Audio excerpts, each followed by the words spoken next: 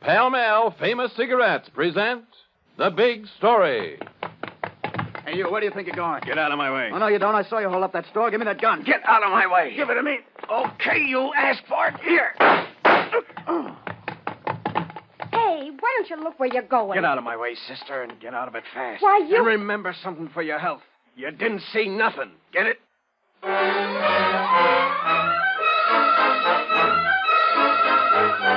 The Big Story. Another in a thrilling series based on true experiences of newspaper reporters. Tonight, to Howard Beaufay of the Cleveland News goes the Pall Mall Award for The Big Story.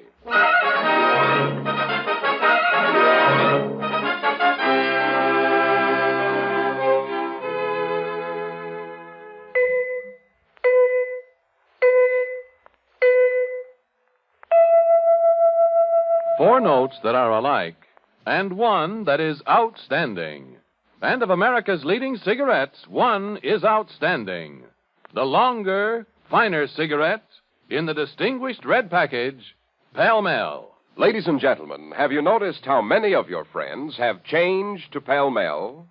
There's a reason. Pall Mall Famous Cigarettes. Good to look at. Good to feel. Good to taste. And good to smoke. Yes, Pall Malls are good to look at, good to feel, good to taste, and good to smoke. For Pall Mall's greater length of traditionally fine, mellow tobaccos filters the smoke of this longer, finer cigarette.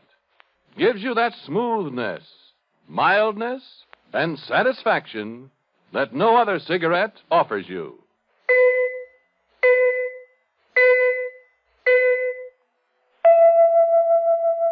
Four notes that are alike, and one that is outstanding. And of America's leading cigarettes, one is outstanding. Pall Mall Famous Cigarettes. Outstanding. And they are mild.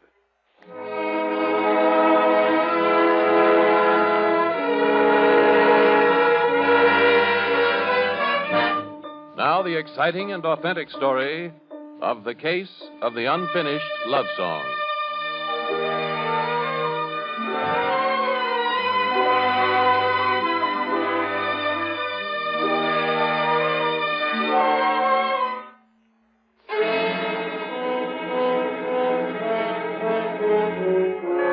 You are Howard Beaufay, columnist and roving editor for the Cleveland News. As such, you have the rare privilege of covering any story that strikes your fancy.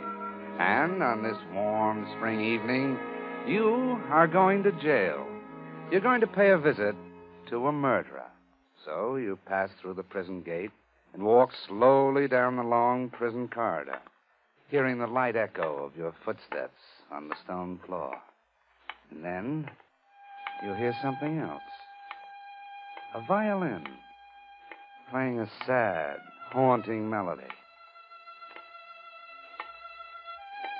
The music swells, and you follow it until you find yourself standing in front of a prison cell, watching a dark-haired man coax music from a battered violin.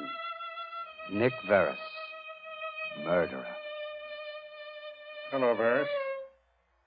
Oh, go on playing. No, I just do it to pass the time away. The air here snaps the strings. Mind if I talk to you? Got all the time in the world.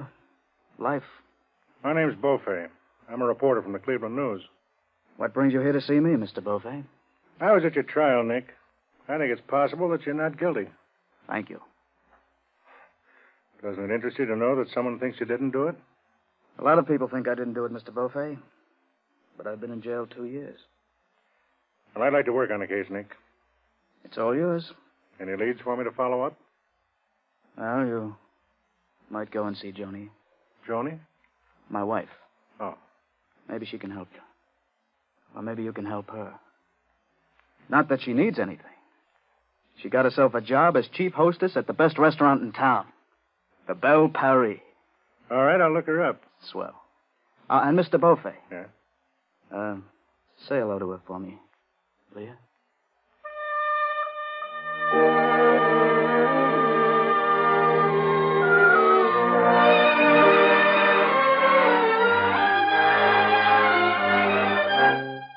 Joan Verris? A hostess here? Oh, no, monsieur. We don't employ any hostesses at La Belle Paris restaurant, monsieur.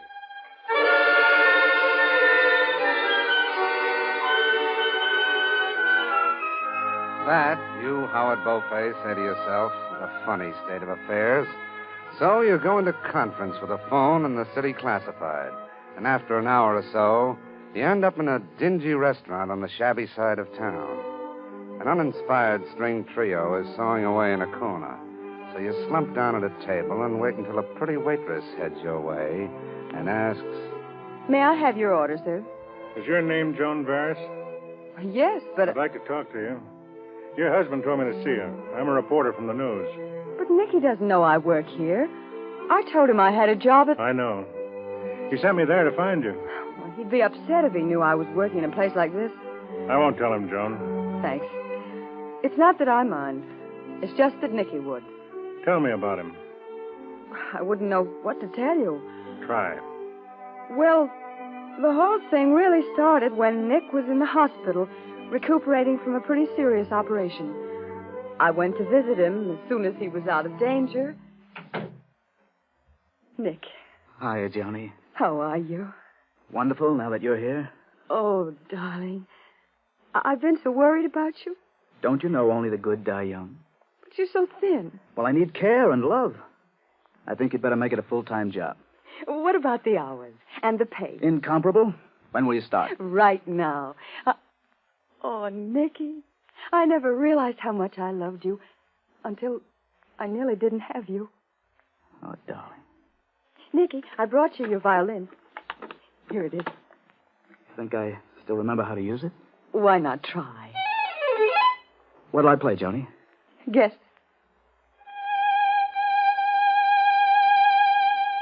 Of course, our song.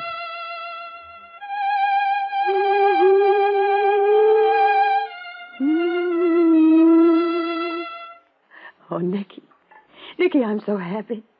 Now that you're well again, nothing can hurt me ever. I'm glad, darling. I beg your pardon. Oh, what is it, nurse? Well, there's a man here who insists on... Well, I mean, he just walked up and... I'll explain the situation myself. Nicholas Varys, you're wanted in Cleveland for murder.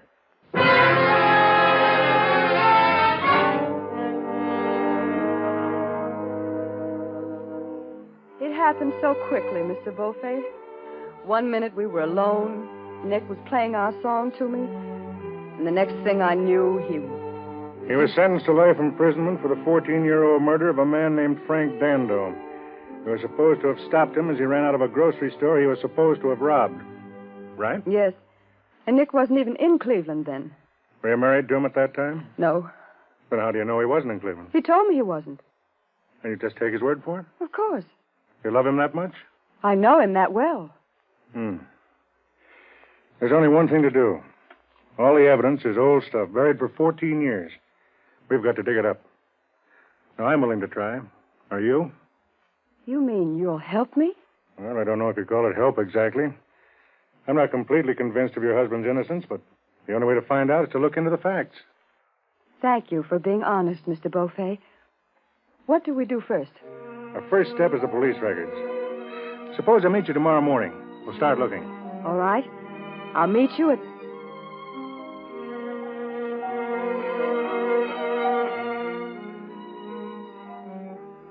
What's the matter? Nothing. It's just that's our song. The tune the orchestra's playing. That's Nicky's and mine. Every time I hear it, Mr. Beaufay, could we start looking tonight? Tonight? Well, look, it's almost 11 o'clock. I know, but... Don't you understand? Yeah. Yeah, I understand. Come on, get your coat.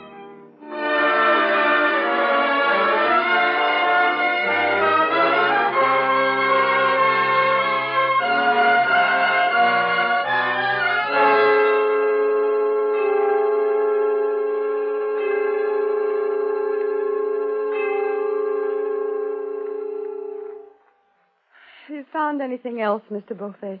No, not yet. Same stuff. 2 witnesses said it was Nick Varys. 3 said it wasn't. But they couldn't point a finger at anyone else. That's all I can find. I'll go on checking these papers here. Mr. Beaufay. Yeah, what is it? The police report of Frank Dando killing, 1924. Testimony of Louise Relic. I don't remember that name from the trial. She wasn't called at the trial. But the testimony of this girl is that she was waiting for a streetcar when a man with a gun ran out of the grocery store that was just robbed, and she saw his face clearly. Give me that paper. The gunman was identified as James Horvath, notorious gangster from the Flats area of Cleveland. No, it wasn't Nicky. She said it wasn't Nicky. You go on home, Joan. I'll call you in the morning. Well, what are you going to do? A little investigating on my own. I'd like to check this report and find out why that girl was never called to testify.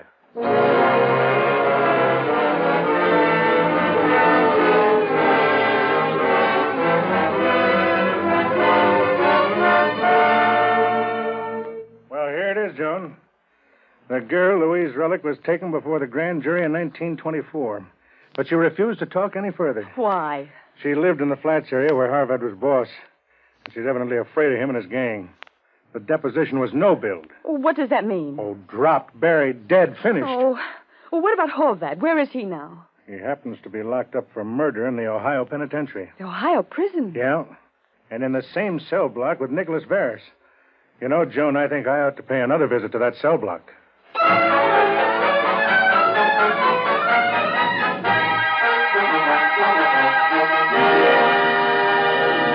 We'll be back in just a moment with tonight's big story, but first a word from Cy Harris.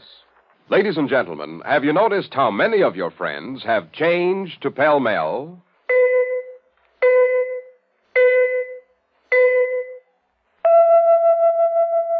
Four notes that are alike, and one that is outstanding. And of America's leading cigarettes, one is outstanding.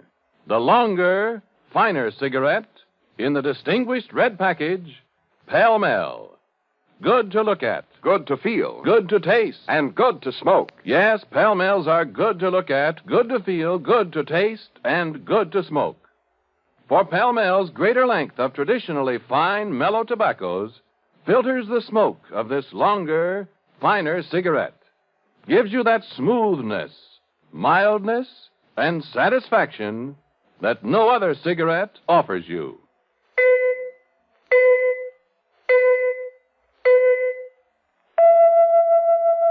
Four notes that are alike, and one that is outstanding. And of America's leading cigarettes, one is outstanding. Pall-Mall famous cigarettes. Outstanding. And they are mild.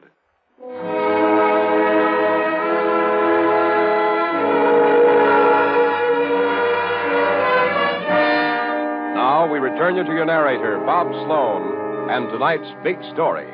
You, Howard Beaufay of the Cleveland News, are once again walking down a corridor of the Ohio State Prison. You've just learned that it's the same prison that houses James Horvath, accused of the murder for which Nick Varys is serving time. And as you walk, you hear faintly the same melody you heard as you walked down the prison corridor once before. Only this time, the music hurts you. It hurts you because you know the story behind that unfinished love song. The story of two unhappy people. You reach the cell. Hello, Nick. Did you see Joan? Yeah? When? Just left her a few hours ago. Probably see her again this afternoon. They only let me see her twice a month. How is she? Oh, fine. When she comes to see me, it's hard to tell if she really looks all right through that screen they have up. She's fine, Nick. What dress was she wearing when you saw her? Dress? Oh, well, a sort of green thing, I think. With kind of white stuff up at the top? Yeah. I bought that for her just before. How's her new job, the hostess thing? Oh, it's fine. I'm glad she has a nice job like that. Sure. She's helpless about little things, you know. Like always forgetting to carry a handkerchief. She always gets all dressed up to go out and then has to borrow my handkerchief when she cries at the movies because she forgets hers. Did you have any trouble finding her? I tried to talk to the wrong gal at first and had a hard time explaining myself. I'll bet you did. Well, how'd you find Joni? Oh, she was over at this fly-speck joint, slinging hash, but She was slinging hash? Well, that is... Joni, slinging hash? Look, Nick, I'm sorry. She told me she got a job as hostess. I thought it was an easy job and it would make things nicer for her. I didn't know she'd have to sling food in a one-arm joint. So that's the way to do it, huh? Stick a guy away in a cell with a number pinned on his back and forget him. And then his wife. Something that just keeps living. Something that doesn't matter. Well, it matters to me. It matters to me more than anything in the world, and they can't do it. If I could break out of this place, I'd murder every one of them with my bare hands. I'd really murder this time.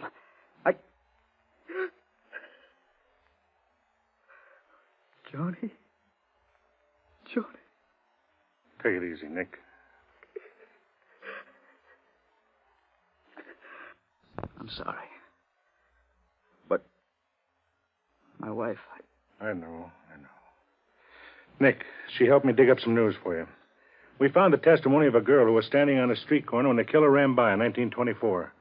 She identified him as James Horvath. Why didn't the girl testify in court? She refused to appear. The record was just forgotten. Horvath must have been the one, then. Can anybody get him to admit it? I don't know. Do you think he's the killer? I don't know, Dink. Maybe they had a hunch about that girl when they offered me that deal. What deal? They told me they'd accept a plea of guilty to a manslaughter charge. What? Sure. That way they said I could serve 8 months and get parole. Why didn't you tell me this in the first place? I figured it was all water over the dam. Now, look, Nick, I'll be frank with you. I've been following up this case because it's good human interest stuff. Up to now, I wasn't convinced that you were innocent, although I had a hunch you might be. But passing up a chance to get off with an 8-month sentence? That rings a bell with me. I'm going to talk to Horvath. Thanks, Mr. Beaufay. Oh, and look. Yeah? When you see Joni, don't tell her I know about her being a waitress in that place. You know how it is. I wouldn't want to upset her.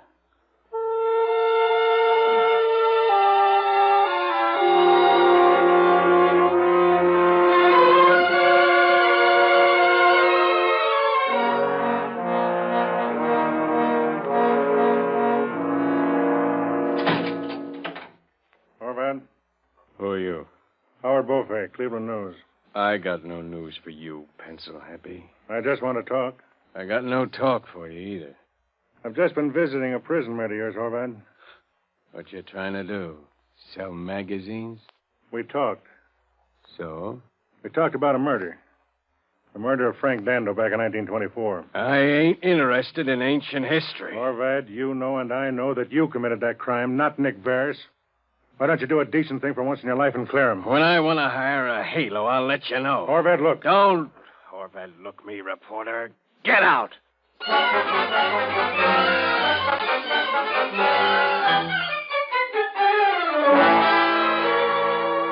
Any luck, Mr. Beaufay? Not with Horvath. I see. Look, Joan. Maybe Horvath isn't the only cog in this machine. Maybe we could try and pin down that girl witness. Maybe. What? That shouldn't be too hard. Oh, no. After all, we know that her name is Louise Relic, or used to be, and that she lives in Cleveland, or used to live here, and that she was waiting for a trolley car in a street corner in 1924. So all we have to do is find her in a city of 1.25 million people, if she's still in Cleveland.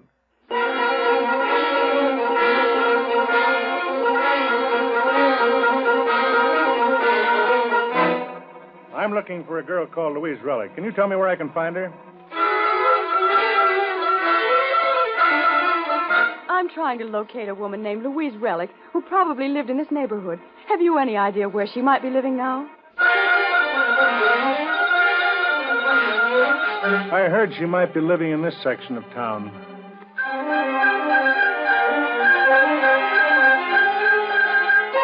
I thought maybe the superintendent might have a list of tenants back as far as 1924.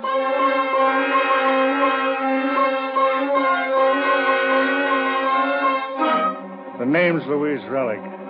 I hear she used to live in this neighborhood.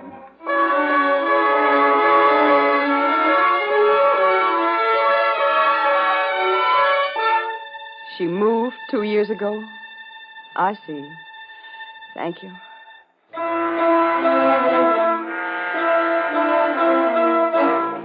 No forwarding address, huh?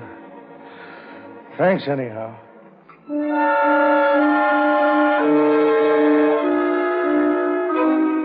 Never mind, then. Thank you.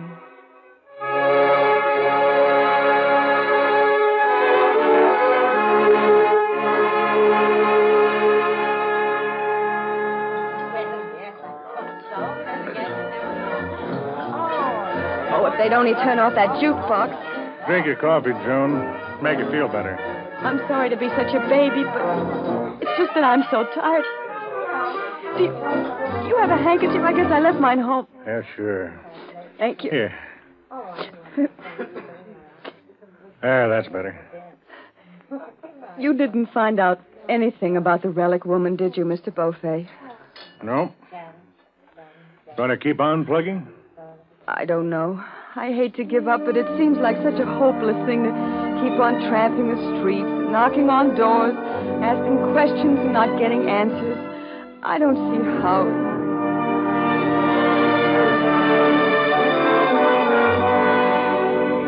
Mr. Beaufay, is this the only way we can clear Nick? I'm afraid so.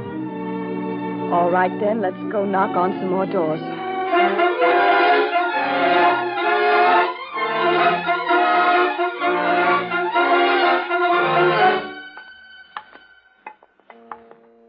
According to the address that woman gave me, it should be this house here. Look, Joan, it's late. Oh, no, let's try this house. It's the first definite address we've been able to find. All right.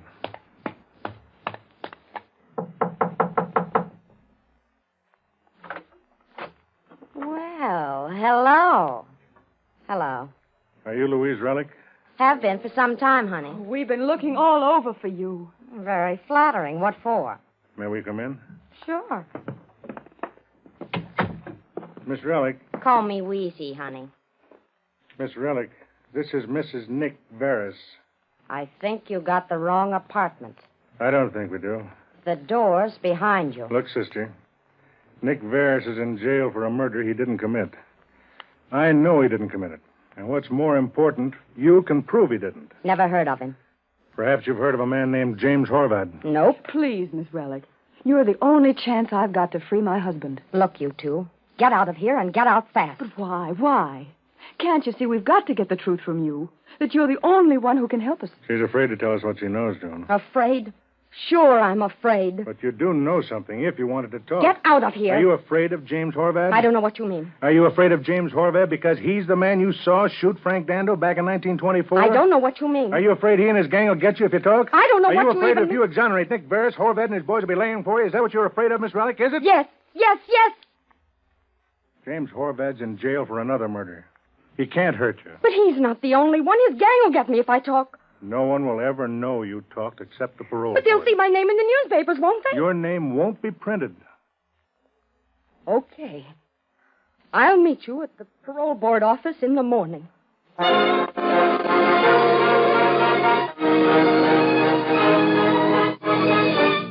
You spend the long hours of the night drinking black coffee and wondering if that frightened promise will hold. It does. The next morning, Louise Relic tells the parole board that the man she saw running from the scene of the robbery and murder was James Horvath. Then one day, a little later, you pull your car up to a stop in front of the state penitentiary. Nick will come out of that door over there, Joan. At 11 o'clock? At 11. What time is it now? Well, for the 10th time in the last 5 minutes, it's now 3 minutes of 11. 3 minutes. In just 3 minutes, Nick will walk out of that door. Do I look all right? You look wonderful. Do we have to wait in the car? I mean, couldn't Oh, we... come on. You wear me out. We'll walk over that way. Oh, isn't it a perfectly wonderful day? I don't think the sky has ever been so blue, or the sun so bright, or anything so wonderful in all the world. Why, I wonder why. Oh, what time's it now? 45 seconds to 11, precisely. 45 seconds? Why, that's no time at all. Are my stockings seam straight? Absolutely. And I've got a clean handkerchief, too. Nicky gets so mad at me when I forget my hanky. But this time I put one in my...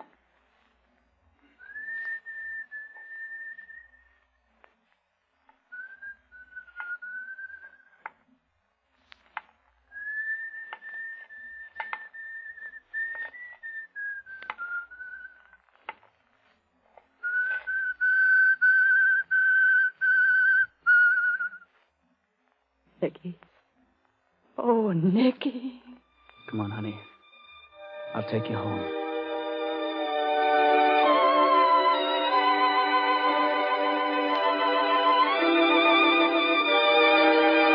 You, Howard Beaufay, had the rare privilege among newspaper men of being able to pick your own assignments. And this time you really picked one. You helped two good people find each other again, and you got your big story. And you'd been around the pencil game long enough to know which was the thing that really counted.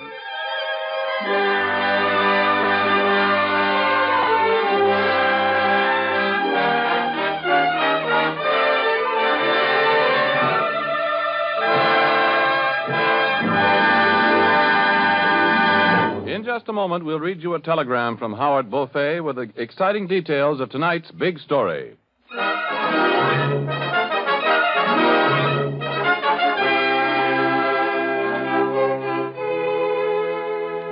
Pall Mall Famous Cigarettes. Good to look at. Good to feel. Good to taste. And good to smoke. Yes, Pall Malls are good to look at, good to feel, good to taste, and good to smoke.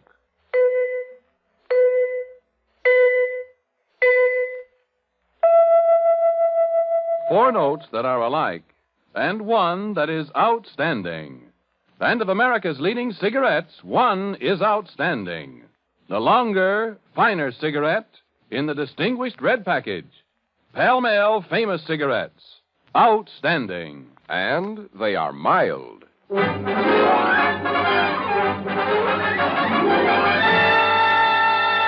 Now we read you that telegram from Howard Beaufay of the Cleveland News. Following his release from Ohio State Penitentiary, innocent musician in tonight's big story accepted engagement with well-known orchestra and, with his wife, left Cleveland. No one else ever came to trial for 14-year-old murder. Many thanks for tonight's Pall Mall Award. Thank you, Mr. Beaufay. The makers of Pall Mall Famous Cigarettes are proud to have named you the winner of the Pall Mall $500 Award for notable service in the field of journalism. Listen again next week. Same time, same station, when Pall Mall Famous Cigarettes will present another big story. A big story from the pages of the Washington Evening Star. Byline, Jack Allen. A big story about a newspaper reporter and a prize fighter who didn't like newspaper reporters.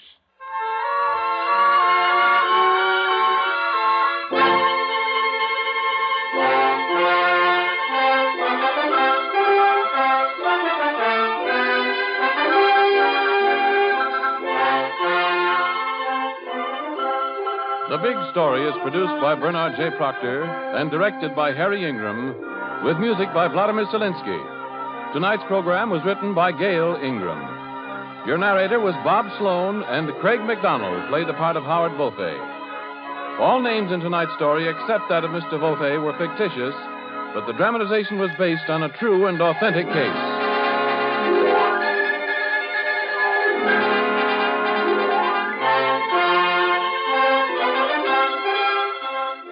This is Ernest Chappell speaking for the makers of Pall Mall Famous Cigarettes. During the United Church Canvass, November 16th to December 7th, reaffirm your allegiance to the faith that is the foundation of true happiness. Worship regularly, give to your church or synagogue liberally. This is NBC, the national broadcasting company.